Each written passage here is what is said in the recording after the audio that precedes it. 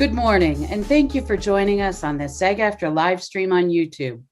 To stay informed about all of our live stream and video events, we invite you to subscribe to this channel. You can go ahead and do that right now. Today, we present the President's Task Force on Education, Outreach, and Engagement live stream, The Next Generation of Broadcasters. We'll be pausing throughout as we have with us Jaron Gilchrist and Mara Bassani, who are here to translate today's programming into American Sign Language. Jaron and Mara will be switching off periodically throughout today's presentation. The event will begin momentarily. If you have questions that you'd like to direct to today's guests, please email pteoe@sagaftra.org. That's pteoe@sagaftra.org. As a reminder, today's program is being recorded and you can watch the replay right here on SAG-AFTRA's YouTube channel, along with a lot more great content. Now, please give a warm welcome to today's host, SAG-AFTRA President Gabrielle Carteris. Thank you, Pamela. Thank you so much. Welcome. Hello, everybody. I hope you're staying healthy and you're doing well. This is an incredible education and information panel that we put together today. It's Next Generation of Broadcasters. I'm very excited. In the discussion, you're going to have the opportunity to hear from media professionals who are actually currently working in major television and radio markets across the country. So you're going to get a chance to listen in on our guest speakers and just hear their discussion about their careers and answer some of the questions that you've submitted. Now, I know many of you are in school and you're here with us today because you're thinking about your futures and exploring future careers in broadcasting. So I commend you for taking advantage of this opportunity. We recently kicked off a week of Stop the Hate activities, and this panel was specifically curated as we realize it's important that the next generation of you understand the range of opportunities, organizations, and resources that are available to help you as you embark on your careers. Your backgrounds matter. Your experience matters. Your voice matters. We need you to be our collective voice of the future. Now, there's so much to unpack today. So as we cover topics such as landing your first job, opportunities available in front of the camera and behind the scenes, diversity and inclusivity in the industry, the importance of mentoring and networking, plus so much more. Whether you are a student majoring in broadcast journalism or communications, or just want to learn more about the profession, today's program is indeed something you will enjoy.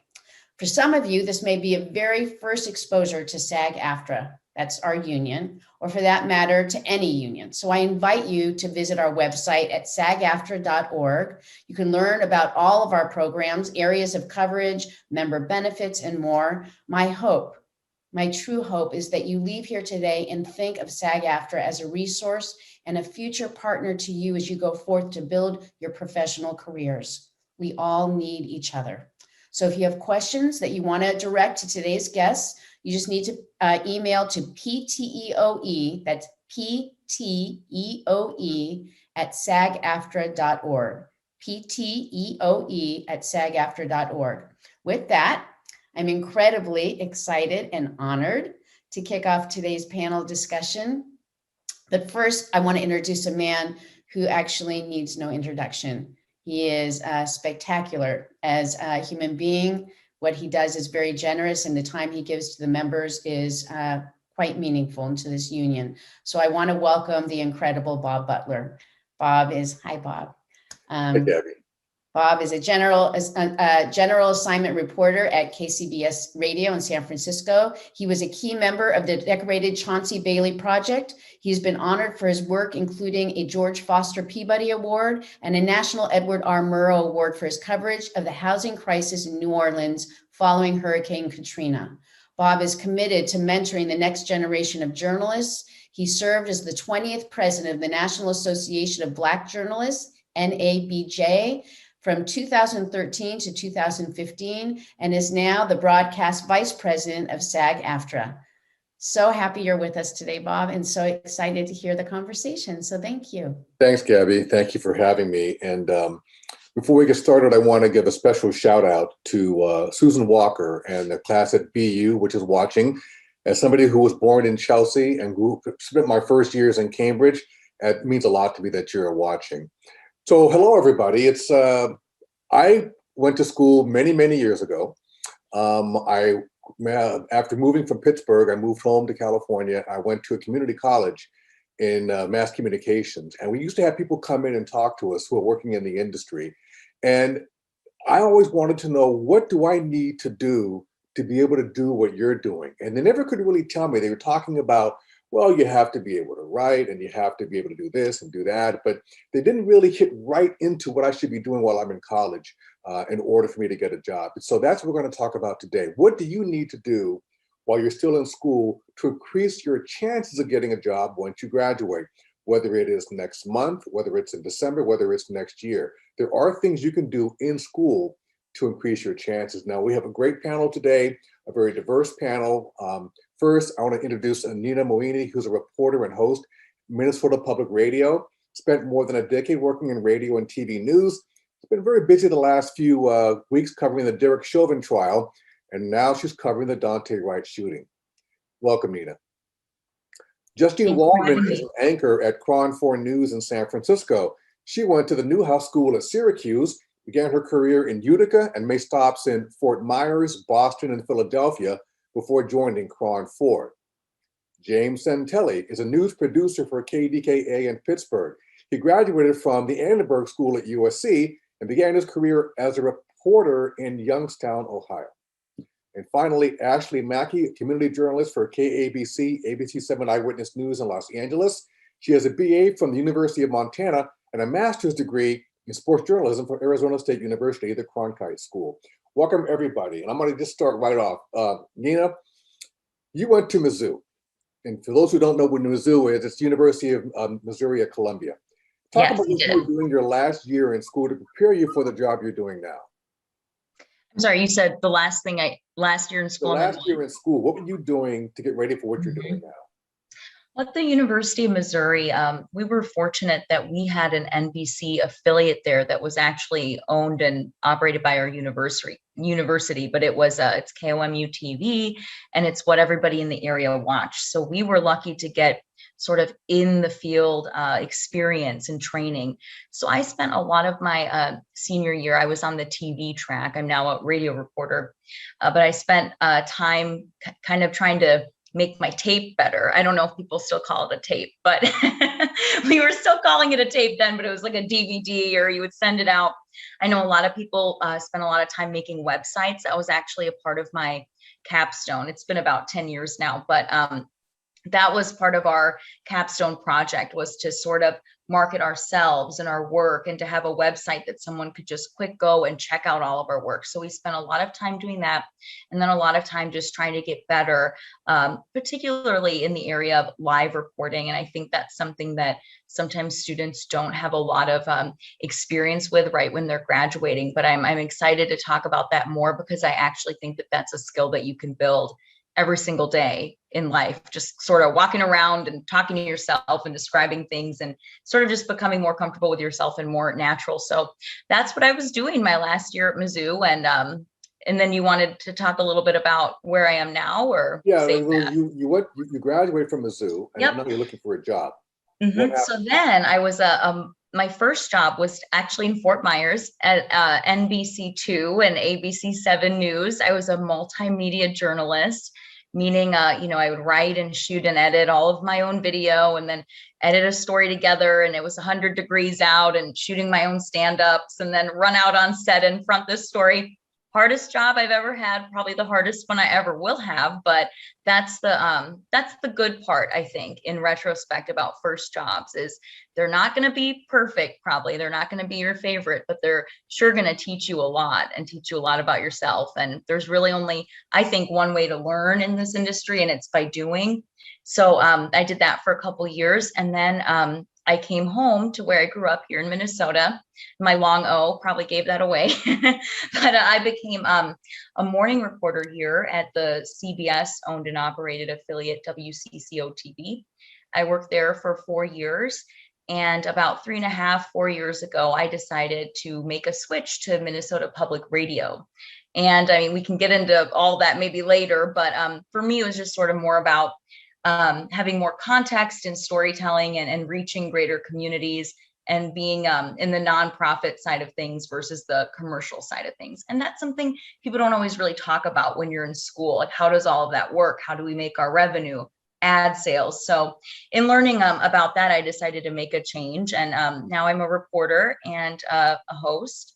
And most recently, Bob mentioned, we're working the trial of Derek Chauvin and the killing of Dante Wright now. So it's been a really difficult time here. But we're doing a podcast called In Front of Our Eyes, and it's about the Chauvin trial and the life of George Floyd. And it's been about 10 years, but I am at a place now where I'm really grateful to be working where I'm working, and just trying to provide that local context and more in-depth context that we can provide, since we're the local news reporters, even though this is an international story. So that's me. Thanks for having me. Much. Justine, you're an anchor. So you're sitting there on the anchor desk. Talk about your journey. You went to Syracuse. Your last year in school, you're getting ready for a job. What are we doing? Well, I did a lot of internships, which helped me see all the different roles that you can play within a news department, both on air and behind the scenes, producing, writing, directing, being a reporter, a photographer, an anchor. And I think I'm unusual in that I knew I always wanted to be a news anchor. Like, since I was 5 years old, I had grandparents that were in the news business. So I had been in newsrooms growing up my whole life. I remember seeing them all typing away on typewriters back in the day. So I had a passion from a young age for this. So I don't think that matters for everyone, but for me, I was pretty focused on what it is I wanted to do. So I did lots of internships while in college. Every semester, every summer, I was always working in different newsrooms, which helped me see all the different jobs that could happen, because I think that some of the success in a newsroom is it's a team, and I love team sports and I'm pretty competitive. So that's also why I was drawn to this business, is that people really have to work together, and you can't just have one person doing everything, though one person at this point really knows how to do everything. And then I got my first job in Utica, New York. I had to send out VHS tapes. We didn't even have links or DVDs back in my day. So I had to send out about 50 tapes in order to get my first job. So it's a little bit of a grind in the beginning. And I think part of what helps you get a job is that you've met people in all sorts of newsrooms and in schools. And that's also why I think internships are so important, is because everybody knows everybody in this business. Nina just said she worked in Fort Myers, so we would have some connections there together. James actually knows somebody that I work with at Cron in San Francisco, which I only found out through Instagram recently. So there's a lot of connections to be made. And once I was after Utica, then I went to Fort Myers, then to Philadelphia and Boston, and then back to Philadelphia for a little bit. And now I've been in San Francisco for 10 years. And at this point, I can do everything. I one-man banded in San Francisco. So it's not something that you escape as you move up in the ranks. It is something that I actually started to do in my job here in San Francisco, which is a pretty big market. But being able to have all that experience in my storytelling, in the crafting of my story, as far as enterprising it, driving myself there, shooting it, writing it, editing it, presenting it, even setting up my own live shot. All those things I learned all those skills back in the day in school and in my first internships. But now I get to sit behind the anchor desk, but I kind of miss being outside a little bit. The fresh air. You said the word internship a couple of times. The importance of internships. Could you talk about that? I think that they expose you to everything that the newsroom has to offer. I mean, the real core of what we do is storytelling and writing, and learning how to write a story for broadcast, and even learning what is a story, what is a soundbite, what are the questions I want to be asking people when I'm out on a story or when I'm listening to a press conference coming in. What is it that we used to say, if people were watching the news and they were cutting their carrots, what would make them look up from making dinner to watch television? And that's the emotion. Now it's like, what's going to get them off their phones or their iPads in order to look up and be engaged in what you're talking about. Those are all things I learned in internships. You learn a lot in school. You're also learning how to be like a human in school and making and building connections. But when you're in a newsroom and you're working and you're feeling that lifeblood, seeing what makes all the parts pump together, I think you take a lot out of that. So I very much valued my internships that I had in newsrooms all across the country, not just in my hometown of Chicago. Yeah, I think it's important for people to understand that when you do an internship, it's not just you learning what's going on in the newsroom. It's also the people in that newsroom learning you. Mm-hmm. And if anybody that calls me and asks me to help them and they say they interned at, say, at Cron, I'm gonna pick up the phone and call Justine. Justine, tell me about this intern. And if Justine says, oh man, they were great, we loved them. Or she might say, I don't really know them that well. That's a kiss of death. Okay, I'll tell you. So it's very important. Plus, everybody you meet in a newsroom at an internship knows somebody who works someplace else. And that is a way to possibly get in. Ashley, you went to Arizona State. But before that, you played tennis at Montana. And after graduating from Montana, you went on the tour, right? Yes, I got a, sorry. Did you ever play Serena? No, I didn't play Serena, but I was in one of her commercials, which is, make sure to put that in fine print on my resume because I love that little factoid. But I played tennis starting at 7 years old, and I earned a full ride scholarship to Division I tennis at the University of Montana, Big Sky Country. And it wasn't really until my junior year that I found out like broadcast journalism is what I wanted to do. So that's when I declared my major, my bachelor's degree, and I graduated.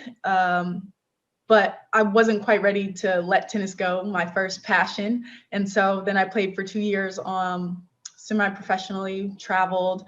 And then once I was, over that, I was like, okay, now I've been away from journalism for 2 years. And anybody who's in the business knows that from day to day, it changes. So 2 years out of journalism, I just felt like I needed a little bit more, like a refresher. And so that's when I decided to apply to grad school, and I got into Arizona State University Walter Cronkite School, and I did 2 years there to earn my master's degree in sports journalism. And now you're working at home in Los Angeles, covering your old neighborhood. How'd you pull that off?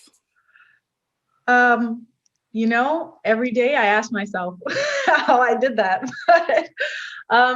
But I mean, it's not unlike what everybody else has said so far. It's about the relationships you're making. It's about, understanding, setting a goal, and then trying to do everything in your power to fine tune all your skills and reach that goal. I was involved in like 5 different clubs while I was at ASU, just trying to take a little bit from everything and really fine tune my craft. And, I TA'd for deans, and, anytime I had questions, I was in the office, I was making sure I was asking questions, asking for help when I needed it. And I think that's really, how I was able to make some of those relationships, which, like we've been saying, is key. Networking is key, I think.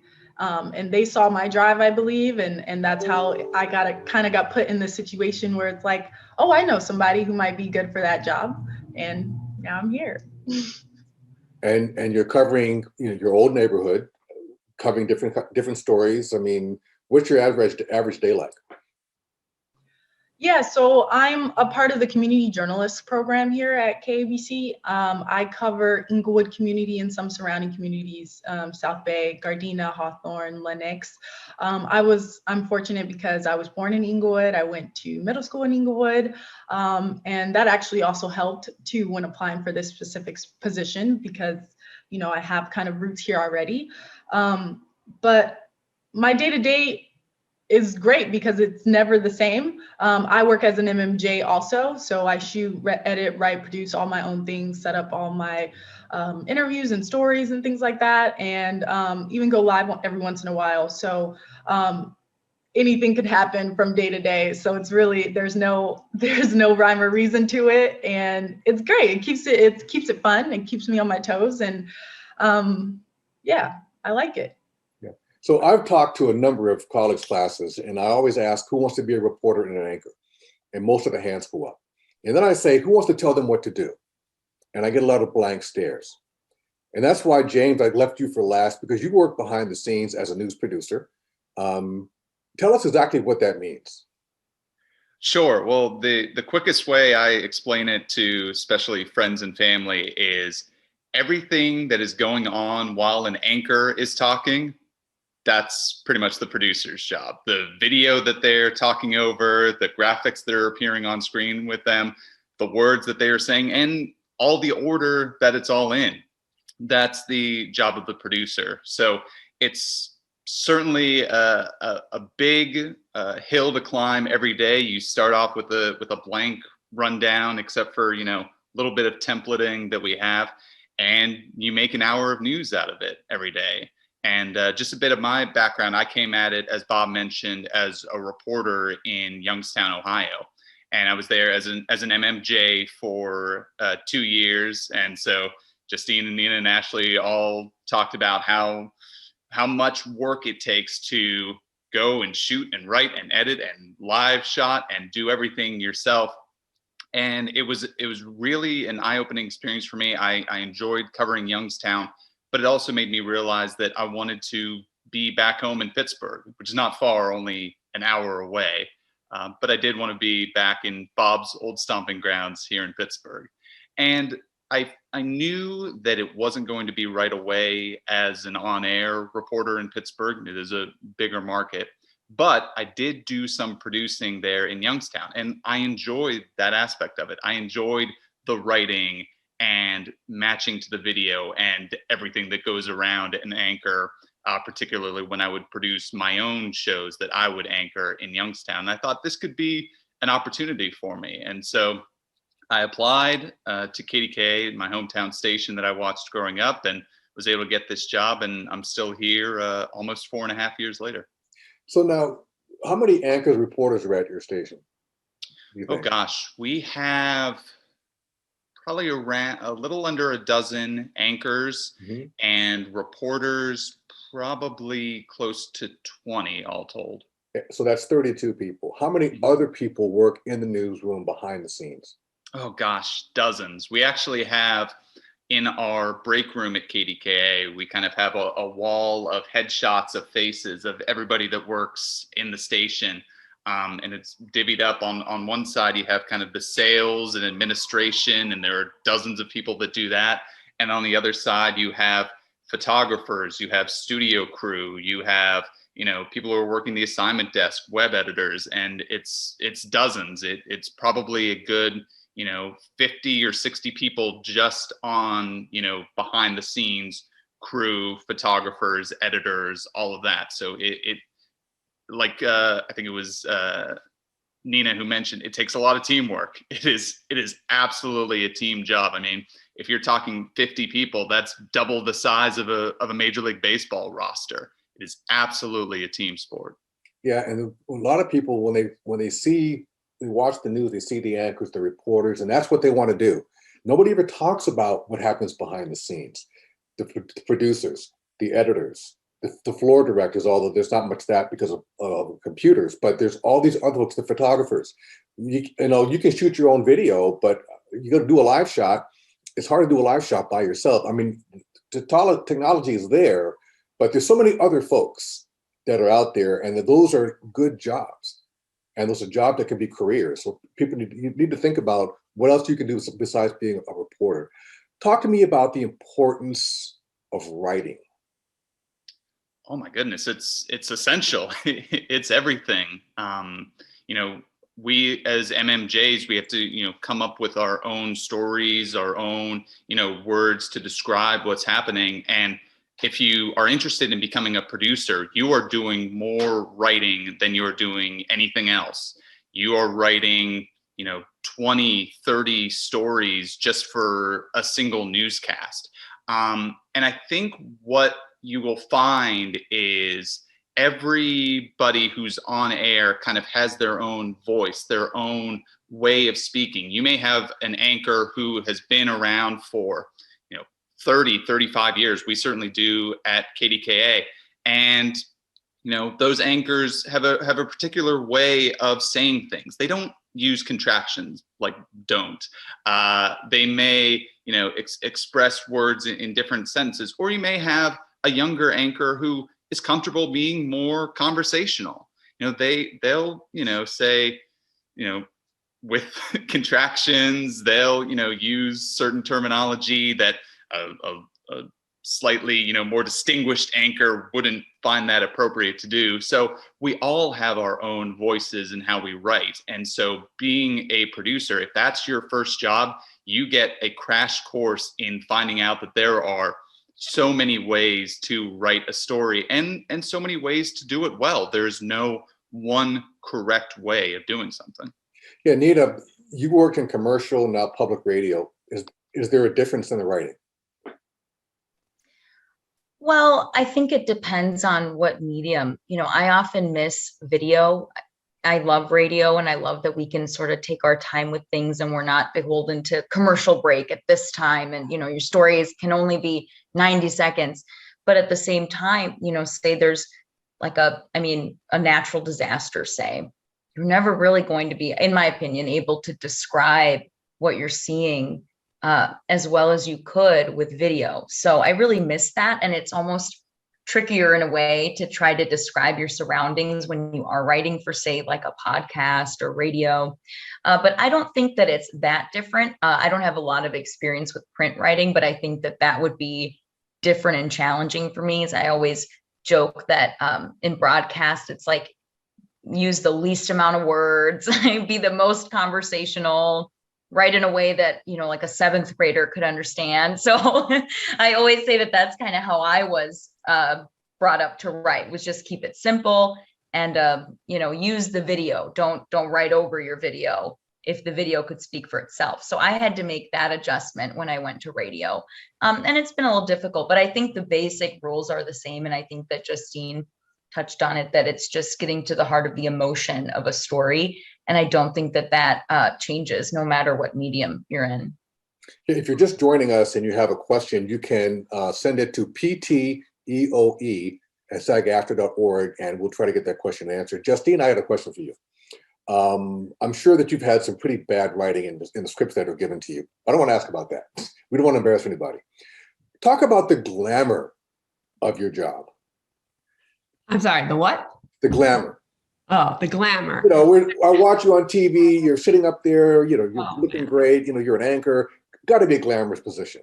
Yeah, well, I'm sweating a little underneath when that's happening, but that's some of the smoke and mirrors of it. That's my job. Things could be falling apart behind the scenes. There's no video. This live shot we use the word died because you think you're going to go live somewhere and they're having a technical issue in the field and you think you're going to them next and it's not going to happen, or the weather computers all just crashed, or a fire alarm is going off in the background. It's my job to stay cool, calm, collected, and to just make you all think everything's fine. There's no problems. It's like the swan analogy, like you're on the water and they're so graceful on the top and underneath their legs are pedaling like this to get them to stay afloat. That's part of what it is. I will say, like, some people, a lot of what people ask me is like, who picks out your clothes? Who does your hair? Who does your makeup? There's none of that. That does not happen. And I know that's what people see. And that's part of, the allure of it, is this glamour to what it is, but it's a lot of sweat, a lot of tears. And I will say with what James said, that he does a lot of the writing of the 50 stories to put into the newscast. As an anchor, I do a lot of rewriting of the 50 stories that go into the newscast. Some of that is adding my tone and how I would say it. Also, some of it is using my experience as a journalist. Maybe there's some background to a story that I can add because I've covered it. I've been there. I know a little bit about it. Maybe some of it's just shortening it and just using words that I would also feel more comfortable saying. So it's not just sitting there and someone's rolling a teleprompter and you're just reading it. I'm very engaged and active in the storytelling that is happening within our newscast, including the order in which the stories are told, what the graphics might look like, or the information that's on them. So you don't just roll in there and someone puts your hair in curlers and put some lip gloss on you and you turn it on. All the experience that I had starting at those internships has given me some perspective on what is happening so I can present the news to people with my voice and with Cron's voice and from all the little places that I've been along the way. So I don't know if I would describe it as glamorous. There's certainly nothing glamorous. As a reporter, talking to the victim of a horrific crime or someone who has just lost a family member or whose house is just burned to the ground, that's not glamorous. That's the emotion, but being able to portray it in a way that people can connect to it, I feel very privileged to do that. And can I just add to what Justine is saying? She's absolutely right. The best anchors do a lot of rewriting. And the other thing I'll say is I'll use a newspaper term, which is the managing editor. The best anchors, if you want to be an anchor somewhere in your career, you want to think like a managing editor. You want to be able to talk with your producers and reporters and figure out, is this story in the right place? Are we telling this in the right way? Do we have all the facts that we need to get this across properly? To be frank, you need to be smart and reading up on things that are going on. You don't want to go on the air and have, a place, on the map that you just don't know how to say that place's name, especially if it's in your market, because you will get phone calls about saying the name of the place wrong. So if you are in conversation with other reporters and producers and anchors and figuring out the story and the best way to tell it, being that managing editor is the way to go above and beyond as an anchor and as a reporter as well. Yeah. What was the place? Aliquippa? Oh, Aliquippa. I used to be a directory assistance operator in Pittsburgh, so I know all that. When I talk about the glamour of the business, I talk about working the morning shift. Getting up at 1:30 in the morning to go to work on Saturday, on Sunday.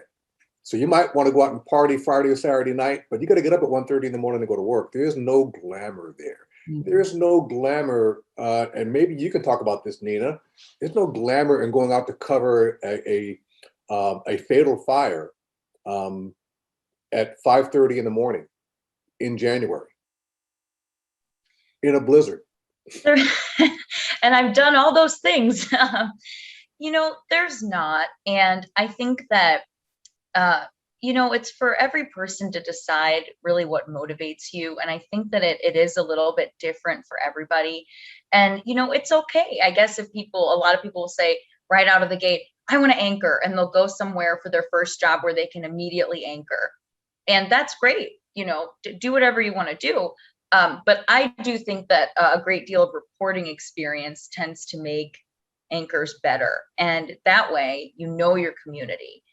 You have been out there at 5 a.m. covering really emotional, raw, horrible stories right after the fact. And, you encounter people often on the worst day of their life, sometimes on the best day of their life, but really often on their worst days. So it's a great responsibility. And what I've found is that people whose motivations are not from a place of public service tend to get burned out really quick, because it's not the highest paying jobs. It's not the easiest situations. You're coming from a college atmosphere where it's professors and teachers and people are really engaged with you and they're giving you feedback and like they really care. And then that isn't always the case when you go to your first, TV station. People aren't, how are you doing, Nina? Like, how do you feel like you're developing and growing? Let me look at your stuff. You have to advocate for yourself, really every step of the way. So there are so many lessons to be learned. But yeah, I definitely think that if the motivation is there to be of service to your community, that can get you through some pretty dark times. But it is hard, and some of that stuff does stay with you. And I'm glad that we're getting to a place as an industry where we can talk a little bit more about some of the trauma and some of the stuff that's involved just in our work. Yeah, we face a tremendous amount of trauma in our business because we are often on the scenes of those really horrible stories and trying to talk to the family of somebody who was just, shot by the police, or somebody who just died in an accident. Actually, one of the keys to being a good reporter is knowing your community, building your sources, knowing who to go to at City Hall, who to go to at the police department. Do you think you have an advantage because you grew up in Inglewood on those things? I think I have an advantage in that once people learn that I'm from Inglewood, they're a little bit more receptive. But as far as making those contacts, when I was out of journalism for 2 years, I was not in Inglewood for longer than that. So when I came back, it was pretty much starting from ground zero. I mean, I was fortunate.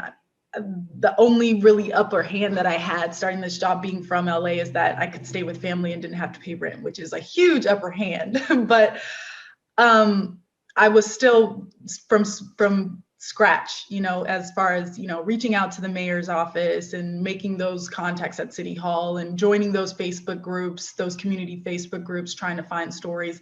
And it was tough. It was very stressful because, you got to feed that beast. So when I'm like fumbling around trying to put together a story, it got a little stressful. But I will say, as I was immersed more in the community, and as I did start to make these contacts, it got a lot easier. It wasn't me scrounging Twitter or checking my Google alerts every 3 times a day, really, because those things come in constantly. But it was more people reaching out to me, right? Because I've done this story and they've seen this story, and now they have a story idea. So it definitely gets easier. Yeah, you have a story idea. They have a story idea, which often is not really a story, right? You have to filter through some for sure. But every once in a while, I'm like, okay, I can work with this. So we're going to be taking questions shortly, but I wanted to ask each of you. We're all members of SAG-AFTRA. Did you know what that was when you were in school, Ashley? Yes, I knew what that was. Like I said, I did a few commercials so for tennis. So I knew about SAG. What is it? How has it made your life easier? It hasn't made your life easier as a reporter. It's been great. It's like having how do I say? It's just having a community, an endless well of resources, whether it's classes, whether it's you want to talk to somebody in a different position that you want to learn more about, whether it's you just have questions or you want to talk, or you're looking for more resources that are not easily available or you haven't been able to find. It's been super helpful. James, you weren't in SAG-AFTRA in your first job, right? Correct. First job was actually a union through Nabj, through CWA. Through Nabj, okay. So now you're in SAG-AFTRA. Benefits for you as a producer? Well, I can speak specifically about how important it's been, because when I first started this job, it was not a union job. The on-air talent was unionized through SAG-AFTRA. The behind-the-scenes talent, photographers, crew, they were through, why am I blanking on the... IBW? Yes, thank you. But we were not as producers. And so through the past 3 or 4 years, we started to realize there were a lot of things about the job that we loved, but there were a lot of protections that we weren't granted. For instance, just at-will firing. There was no sort of recourse if you were to lose your job. No overtime being paid. No turnaround time pay. No guarantees of how many producers would even be staffed at any given time. So we got together, a few of us producers, and gathered more together, both on air, TV producers, I should say, web producers, digital, which is CBSN now, and sports producers, and we decided to unionize through SAG-AFTRA, and it was very exciting. We went public back in August, and we're right now in our contract negotiations with CBS, talking about some of those issues that I brought up, but also just determining what kind of workplace we want to have, what most benefits the people that we serve, the stories that we want to tell, and making sure that people in Pittsburgh are getting the best quality broadcast journalism possible. So Justine, when you got your first job in Utica, you had to sign a contract, right? I did sign a contract. Do you know what you were signing? My life away? No, I did not. I just, at the time, honestly, I was so happy to be just having a job. I was even just surprised someone was paying me to be doing what I was doing. They weren't paying me that much, but it was a shock at the time. The union has helped most recently in helping secure us getting vaccines for coronavirus.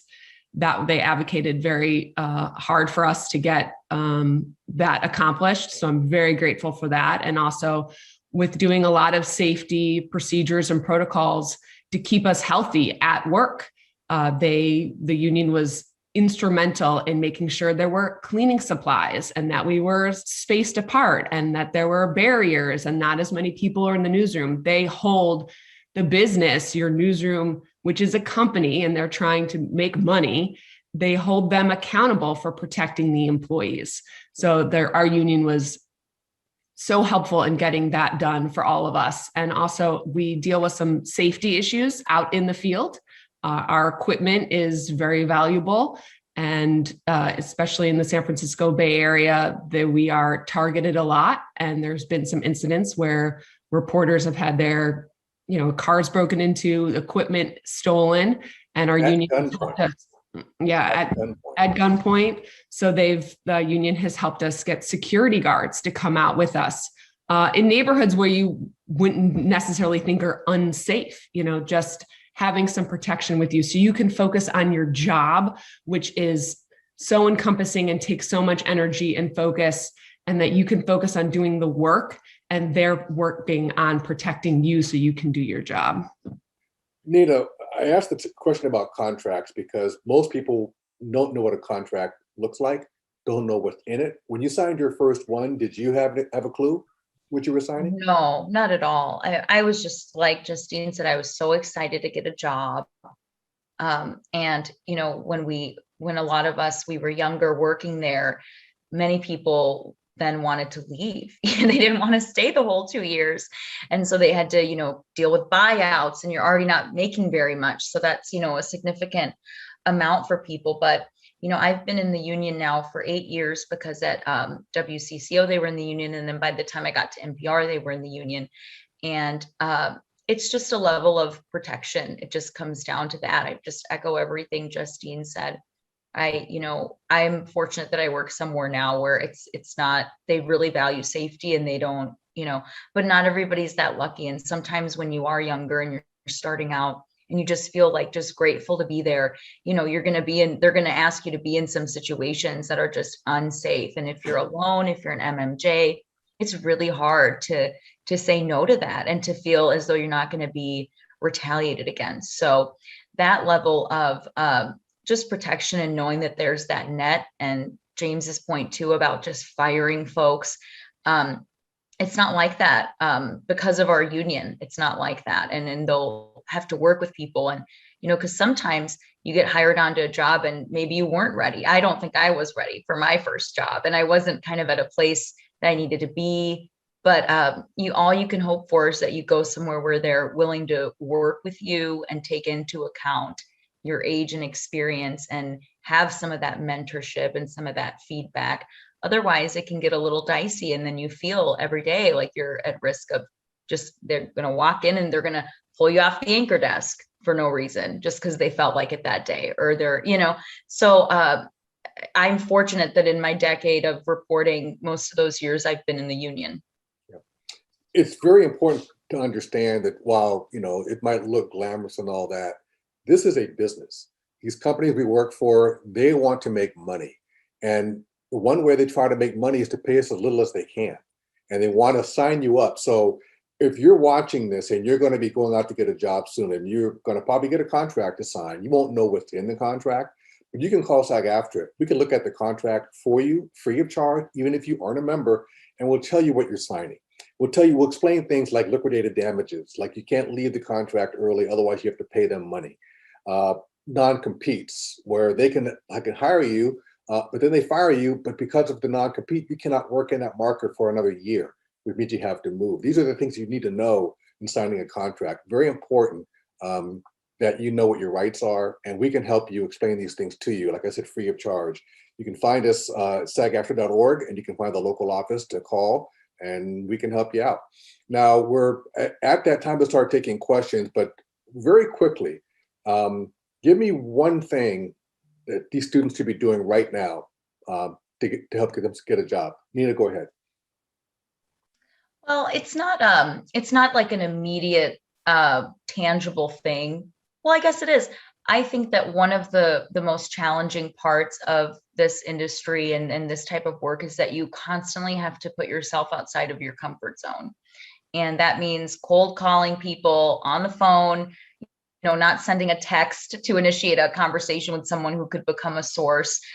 So I feel like nowadays there are so many ways to avoid talking to people that I would just encourage everybody to go to places that you wouldn't normally go. Just learn about people, learn about stuff that might sound initially boring because you're going to be doing a lot of that. What's going on with my city council? What's going on with their budget? I mean, those stories are all coming. I did not have a lot of experience with that kind of day-to-day turn storytelling, but the more you can learn and be someone who observes your community and reaches out to people who aren't like you or who you don't know, the better, I think. Thanks. Ashley, your number one tip for people that want to do what you're doing right now. I would say try to be as versatile as possible.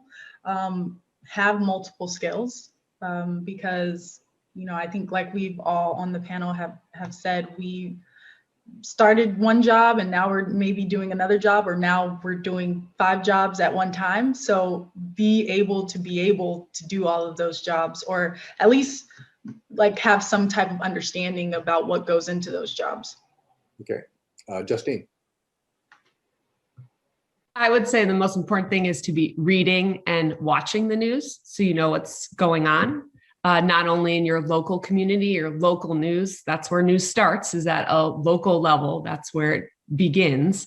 And then also national news, and try to get a wide variety of voices and sources. So you're seeing not only what makes a story, what is a story, but also who are people talking to, and who are the people in the community who are making news. Even now in college, I think that's what people should be doing, is building up on that curiosity that's happening in your community. And finally, James. The first job I got, it was about 6 months after graduation, and it was at a station that I did not know existed when I graduated, but it was only an hour from home in Pittsburgh. So I would say if you are a junior or a senior about to graduate, or in grad school about to graduate, physically take out a piece of paper and write down 10 or 15 either stations, or if you're looking to get into sports, minor league sports teams, or any other entity that you think, yeah, I would like to work for them, write them down, literally write the list, and then figure out, what's their job portal? How do they, take in applications? Because I think if I had done that and just written out which stations are within 100 miles of Pittsburgh, I would have saved myself a whole lot of time, a whole lot of grief. Yeah, the one thing that Google is your best friend nowadays looking for a job. You can Google a station anywhere and find out information. You can get their phone number. You can call the station. If you're applying for a job, you can find out who does the hiring. And there's something called the Television Designated Market Area, Television DMA. It's a list put out by Nielsen. It's every television market in the country. There's 210 of them. Markets 100 to 210 will give you your first job right out of college with no experience. But you need to know what those stations, what those are. You can look up Boise TV stations. It'll give you a list of TV stations.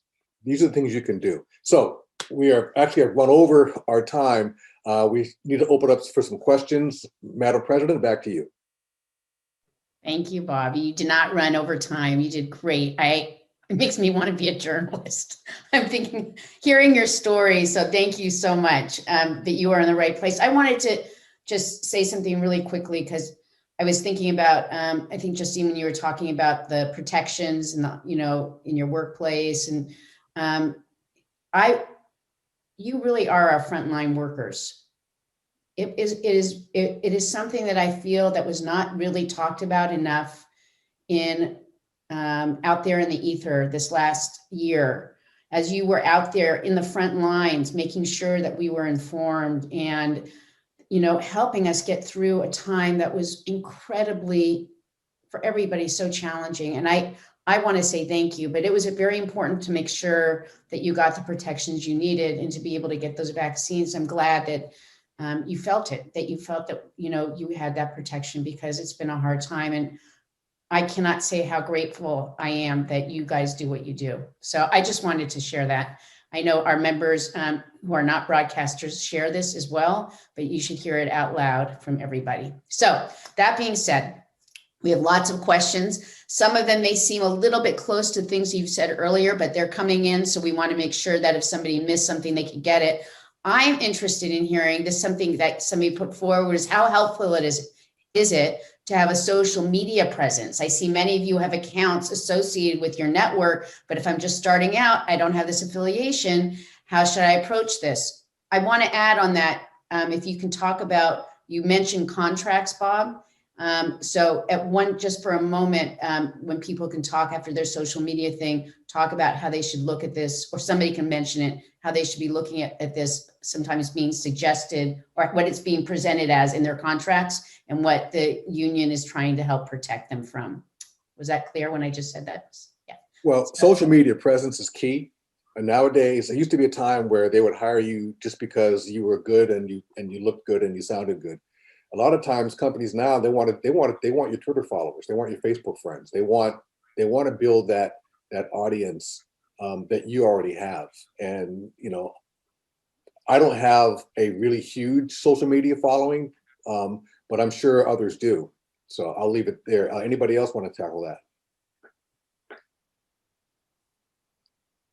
I'll go. Part of some of our grading while I was at Arizona State was our social media presence. We had to be able to maintain. They encouraged that we shared on our social medias, our stories, and a lot of that I'm taking into now. I manage. Yes, it's a station account, and that's, I have ABC7 in my bio and everything like that, but I'm still using those same tips and tricks that I was using, that I learned in college, to now to try and build my social media following continuously. So I think it's very important. Yeah, one of the things, some of the stations, they want you to give them your username and password for your social media accounts, and it's very important that you know what you're doing, because sometimes you can't get that back. You might come in with 5,000 Twitter followers and the station takes them over. We now put in our contracts whether they can do that or not. And we're trying to get that in all of our contracts. It's very important. Yes, and that's really what I wanted the audience listeners to know about, is that there are protections you can put into your contract to stop that from happening. And that's when Bob offered earlier, if you get a contract, the union will look at your contract. I would advise that, because they can point out to you things that might feel later on like your rights are being taken, that you didn't realize that by signing it. And it's really important to have that clarity. But social media is so big. I don't know if anybody else wants to talk about social media. Has that been a hindrance for them or helpful? Is it something that, or is it a non-conversation starter? Doesn't matter. I just wanted to add quick that, when you are starting out, I would recommend that whatever, Facebook or Twitter that you had in like high school, I would recommend doing a new one. Because I mean, you just want to be, I think when you're starting out, super professional, and people aren't getting a pass these days. People will look you up, so it doesn't matter if you were 19 and you said something political in college. I think all of that has to go. And I think nowadays, I felt this more when I was working in TV, but it's like this race to like have all this personality and like share all this stuff about yourself. And I think that when you're starting out, for me personally, I think keeping it professional is really key. And you don't have to be, if you're in a program where you don't produce a bunch of stories, that's okay. You can still be a consumer of news, and you can still be retweeting news. And I just want to encourage everyone to just be really careful with social media. I've seen a lot of people get in trouble nowadays. You can crash and burn quickly when they look up, you apply for a job, they look you up on social media, and there you are with your friend in a cloud of smoke. It's like, it might have been fun in high school, but that's a no-no nowadays. Yeah, nothing is private. If you put it out there, it's out there. Thank you for sharing that. I wanted people to really be able to hear that. So Rebecca Damon is our National Executive Vice President, is going to be doing this with us. I'm sorry, earlier, Rebecca, I did not announce you, and thank you for being with us. So if you want to take the next question, that would be great. Oh, that's totally fine, Gabrielle. It's terrific to be here and to hear this discussion. We've been talking, as was mentioned by Gabrielle and others earlier, about just, the changing of the landscape and pipelines of decision makers and who's making those decisions at stations and all that kind of stuff in terms of hiring and otherwise. One of the things that came up that we're, looking at and trying to understand better, and I think the audience is really interested in, is because you are truth tellers, you guys are the representatives of our culture. Are there ways that we as SAG-AFTRA, or ways as people that are coming into the field, can really help push that conversation forward, given that the time that we live in? James, why don't you take that? It's a really good question. It's what people say when they're not quite sure how to answer it, right? No, I think that That's interesting. it's been a very productive past year in kind of expanding the kind of perspectives that are brought to the table by journalists.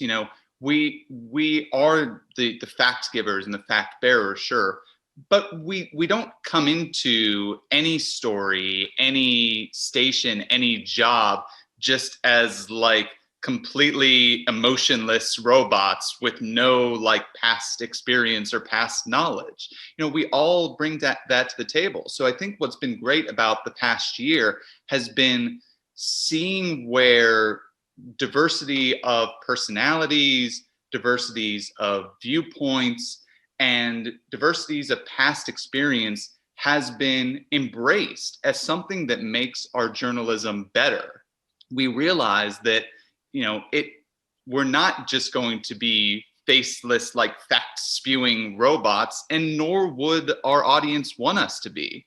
We all bring our own perspectives to the table and our own knowledge and experience. And I think we've seen over the past year, there's an embrace of that. There's the idea that we need to cover our communities as best we can. And the way we do that is by having a team of reporters and journalists and overall crew that looks like the community that we cover, that brings the sort of experiences that makes it a more worthwhile product, a worthwhile service for the community that's out there. Thanks, James. What about anybody else? Nina or Ashley, Justine, what do you think? I would just add, and I feel like I already talked a bunch, so if someone else wants to go, but I think we are in this age of disinformation, and I don't know if that's quite where the question was going and talking about truth telling, but one thing that I've noticed is that, especially in the past 4 or 5 years, you really have to put your own ego aside, and you have to be really thick-skinned, and you have to realize that, at the end of the day, we're performing a service to the public, and it's sort of on us to make sure that we're explaining and being more transparent about how we do our work. So like at NPR News, around the election, we had an entire disinformation, what's real, what isn't, like explaining campaign that we did. And, maybe that's not the main focus of whatever newsroom that somebody's in, but you can still do things like talk to students and be out there in the community. And ultimately, it's on us to make sure that we're just being more transparent, because there's so much going on out there that people can read that's untrue, and people's opinions are so polarized right now. So you have to be conscious of that. But you're going to get nasty emails from all sides. And someone once told me that probably means you're doing it right if everybody is emailing, but it doesn't make it easier. Covering the Derek Chauvin trial has been just full of all types of just vitriolic stuff that people will send your way, unfortunately. But at the end of the day, you have to shut down your own ego and just be like, I'm doing a service to you. Here's how I can explain it. Okay, it's going too far. Now I'm going to block you, or I'm not going to respond. But it's a skill that over time, it doesn't stop hurting, because you are trying so hard and we're all understaffed and we don't have resources. But ultimately, it's our job. So it's not like we can go out there and, get into it with people, even though we may want to sometimes. I would also like to add and connect that back to the last question. I feel like social media can be a really good humanizing tool, because then you don't become the media, right? That you have your own personal profile. You're able to show yeah, I have a Labradoodle just like you, or, I like puppies. You can really humanize yourself by using social media. And sometimes I even go as far as to do behind the scenes work, like, oh, I'm writing, now I'm shooting. This is so-and-so who I just interviewed, and introduce them on IG, on your IG story or something like that. So I think social media can be a great way to humanize yourself, because a lot of times I feel like when people take that stance as the media is this or the media is that, they're not looking at individual journalists, and that's why they're able to kind of generalize the media. Right. I think that's always the risk, right? When anything is not, when you don't see the humanity in it, when you kind of just name it, that's why it's really a problem to go and just make a blanket statement about people who do news, right? Or whatever. We need to be specific about the people we're watching and listening. You guys this is wonderful. There's so many things that I wrote down notes through this whole thing. There's just not going to be time. I'm going to go to the questions that are really here. But one came in is, I'm going to be a senior next year at Rutgers University, New Brunswick, and I still have yet to get an internship. It's been rejection after rejection. I'm scared that if I don't get one soon, I won't be able to get a job after graduation. Do you have any advice on how to push through this rejection? P.S. I want to be an anchor in the entertainment industry. First thing I would tell you is keep applying. Find out which companies are accepting interns, because some companies don't accept them anymore because there were some issues. And get rid of the notion of being an entertainment anchor. Be a reporter first. If you learn how to be a news reporter, you can do anything. You can do sports, you can do entertainment, you can, do the red carpet. But too many people, they lock themselves into, I want to just do this. When I got my first, I wanted to be a DJ on the radio. And in college, the first chance they gave me to get on the air was doing the news. And that was in 1977, okay? And here I am in the news still 40 some years later. What you may want to do may not be what you end up doing. So if you want to be a news reporter, do that first. Learn how to do that, and then everything else will follow. As far as the internships, go to the company websites. In fact, I don't know if you can, I can give you my email address, but you can reach out to me and I can try to guide you. Because I have tips on how to get internships and jobs. I actually have a whole PowerPoint on how to do that. We couldn't do it here, but maybe there'll be ways I can do that. You're going to have to do another one. Yeah. You're going to have to do another one. Thank you. Anybody else? Well, I would add that, expand out your thought of what you want to do for an internship and who you want to intern for. Going to school in Los Angeles, I had the opportunity to intern for what was then Time Warner Cable Sportsnet, which was covering the LA Lakers And even though I was not interested in covering basketball, I knew that I could learn how a TV network like that operates. You know, how do producers put together a pregame show, a postgame show? I also had other internships back here at home with the Pittsburgh Penguins and with Pittsburgh Magazine. I didn't want to be a magazine writer, but I knew that learning their process and meeting the people there would give me new opportunities. So somebody that's going to Rutgers has an incredible amount of opportunity in New York City. It need not be necessarily at, you know, an entertainment network or at one of the local TV stations. You know, look around and see what other businesses and media entities are kind of related to what you want to do, and see if there are opportunities there. Thank you. Absolutely. Thank you. Rebecca. Yeah, this is a really good one. This person was watching the news last night and saw a journalist being, rushing to get their mask on because, potential chemical agents were being deployed. And they're curious about how do you think about reporting in a time where there is a lot of violence in the culture, where you might actually be on the front lines of that? And do you have, strategies in your individual situations and at your station or along with the union about how to handle that?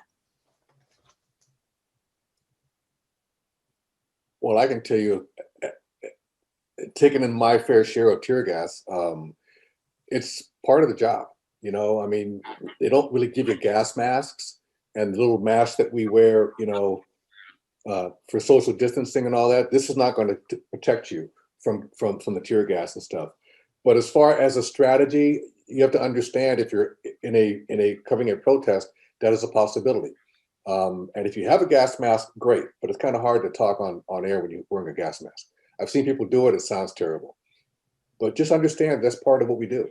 And that's part of the danger of the business sometimes. But if you want to do this, then you do it. There was also add, as someone who was tear gas Sunday night, I think the strategy there is honestly therapy, and just talking about it. I think there used to be a time where it was like, this is how it is. And there is some of that, this is how it is. But I think that the more that we talk to one another, and the union, I think, is a great resource for this as well. And the more we talk to our friends that are in the industry, everybody's been through some version of feeling unsafe in the roles of being journalistic. And, you guys mentioned it. I think Gabrielle mentioned it. Not everybody talks about it because everybody loves to hate the media. They don't want to talk about that we're on the front lines as well, risking our lives in a lot of situations. But it is a part of the job. But as the union has told me before, if you feel unsafe somewhere, if someone, is threatening you, you can leave. You don't have to stay. Your life is important. And again, that's something that when you're younger, you have trouble saying no, but sometimes you need to say no, and you need to know that that's okay. Thank you. That's great, Nina. Bob, would you talk a little, just really quickly, because I know we're coming to an end, but we talk about this in the BSC, which is a broadcast steering committee. And it's broadcast reporters from around the country who come together twice a year to talk about the issues, concerns, and challenges that are being faced within the industry of the work that you are doing. And so, and they do talk a lot about safety issues, not just what we're seeing right now, but it's been escalating, unfortunately through the, last this last year and a half, 2 years, 3 years, 4 years, these last 4 years, there's been a lot of labeling that's created anxiety and this kind of started changing people's perceptions in a way that's not actually accurate. But Bob, do you want to talk a little bit, just because these are people who are looking to join in the work that you do, can you talk to them about what the Broadcast Steering Committee does so they can understand in some ways what the union's doing to help hear the concerns? Yeah, the Broadcast Steering Committee is a constitutionally mandated committee that meets 3 times a year. And we talk about issues such as safety. We talk about issues such as new technology and how our members are going to be able to utilize it. and whether or not we should be utilizing it. It's really like an industry trade group. You know, there are a lot of organizations out there that advocate on behalf of its members, and the BSC advocates on behalf of the broadcast members. If you're a student that wants to get into the industry, there are other organizations too that I would look for. NABJ, the Black Journalists Association, is one if you're an African American. Actually, you don't have to be Black to be part of it. It's anybody can join. Same thing with the Hispanic journalists, Asian American journalists, Native American journalists. The Society of Professional Journalists, there are chapters on various campuses around the country. RTDNA, the Digital News Association. These are all organizations that can help you, and also can help you when it comes to safety issues and ethics and journalism. These are all the things that we talk about at the BSC. Yeah, it's something that I hope everybody who's listening and wants to get involved, I hope they get involved in this business, and then I hope they're able to be a part of the union and ultimately the BSC, because that actually helps to define some of what we try to work through in terms of contracts. We hear what's going on around the country, and little small stations and bigger stations, there's a lot of things that you start to see brewing, and we want to make sure that there's protections built in where we didn't know we didn't need them before, but the industry's changing. So it's a place of real conversation. It's like a think tank. And thank you so much. Thank you for always being out there, Bob, being open to everybody. Anyway, thank you all, and we'll see you later. Take care of yourselves. Thanks, everybody.